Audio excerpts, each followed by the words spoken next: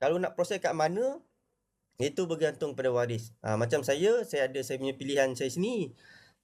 Biasanya kami submit dekat pusaka kecil ataupun dekat Mahkamah Tinggi Sivil lah.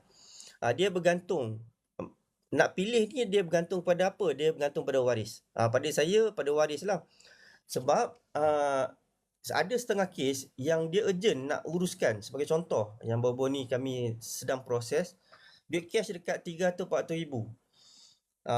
Dia itulah saya cerita kat dia lah, kalau nak buat kat pusaka kecil macam ni, nak buat dekat high court macam ni. Jadi dia cakap nak cepat sebab duit tu dia nak guna. Jadi kalau nak cepat memang kita cadangkan buat dekat high court lah.